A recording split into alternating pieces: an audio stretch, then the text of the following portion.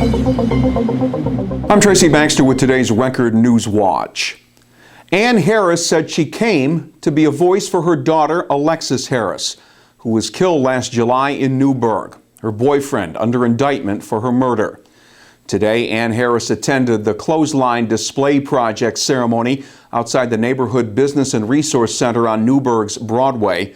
Featured was the display of T-shirts with messages and illustrations designed by women survivors of domestic violence or by those who've been a witness to violence against women.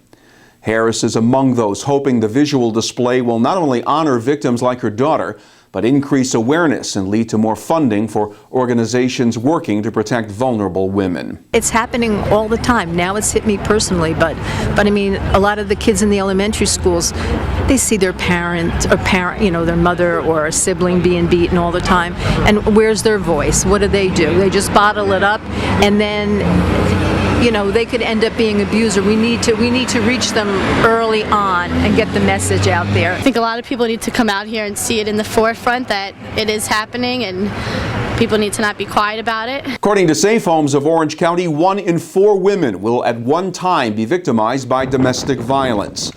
The clothesline will be on display at several Orange County locations in the coming weeks as part of a National Domestic Violence Awareness Month.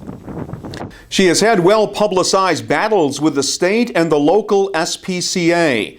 Today, Gardiner resident Camille Faraci was evicted from her self-built Traps Road home. According to reports, the action was taken after Faraci failed to pay $1,000 in property taxes.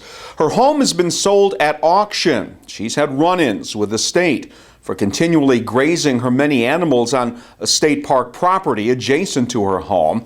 And back in May, the Ulster SPCA charged her with animal cruelty for failing to properly care for her animals. Reporter Jeremiah Horgan will have more on today's eviction and what may lie ahead here at Record Online and in tomorrow's Times-Herald Record.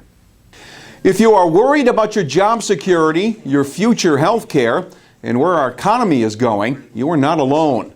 Those were the dominant conclusions that were drawn from a poll released today of more than 4,400 Mid-Hudson residents.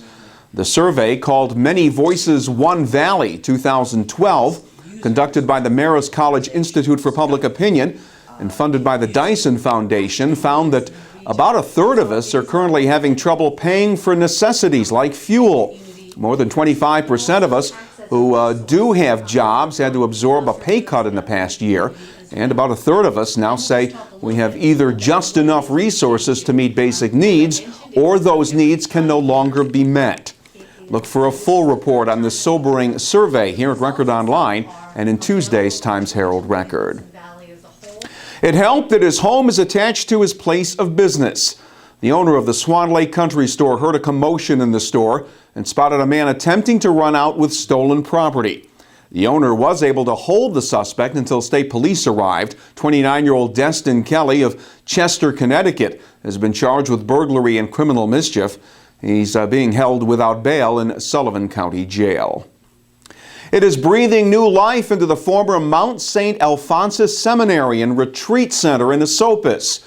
The Bruderhof community's Mount Academy, the region's newest private high school, opened its doors to showcase the transformation on Sunday. The new school currently includes 182 students in grades 9 through 12, with a staff of 30 teachers. The building, once a 100-year-old castle, sits on more than 400 acres along the Hudson and was purchased back in May for $21 million. Bruderhof officials say their school won't be high-tech. Instead, the accent will be on face-to-face learning. At the Orange County Veterans Cemetery in Goshen, Saturday was a day to remember. A ceremony was held to honor 39 soldiers from Orange County who died during the Battle of Hindenburg Line during World War I 94 years ago. It was the 6th annual Orange County Veterans Memorial Day. And organizers say it was an opportunity to recognize the ultimate sacrifices made by all our war veterans and to remind us that we need to thank our current soldiers for their continuing service to our country. It was a day to celebrate the special bond that exists between people and their pets. On Sunday, people lined up outside the Founders Chapel at Mount St. Mary College in Newburgh for the annual Blessing of the Animals ceremony officiated by the Reverend Kevin Mackin, who sprinkled holy water on the pets presented for the blessing. Mackin told congregants that the love we give to a pet and get from a pet draws us more deeply into the larger circle of life. Estimates are more than 25,000 people came to Cantine Field in Saugerties over the weekend to sample all things garlic during the 24th annual Hudson Valley Garlic Festival. More than 100 vendors packed the field to offer up an assortment of unique food offerings where garlic was the star ingredient. And 80 craft vendors were busy as well, showing off such items as garlic necklaces. And best of all, festival goers got the chance to taste these unique creations. Things like garlic peanut butter and garlic marshmallows. And if your culinary tastes run more towards hearty comfort food, the Harvest Festival at Bethel Woods provided the perfect venue Sunday. That's where teams tested their cooking skills during the 10th annual Chili Cook-Off, a tasty contest where more than 750 festival visitors did the judging. Several restaurants and culinary students served up gallons of chili, and for the second year in a row, the culinary team from Sullivan Bosse's got the most votes. Proceeds from the chili tasting will be donated to the contest's participating organizations.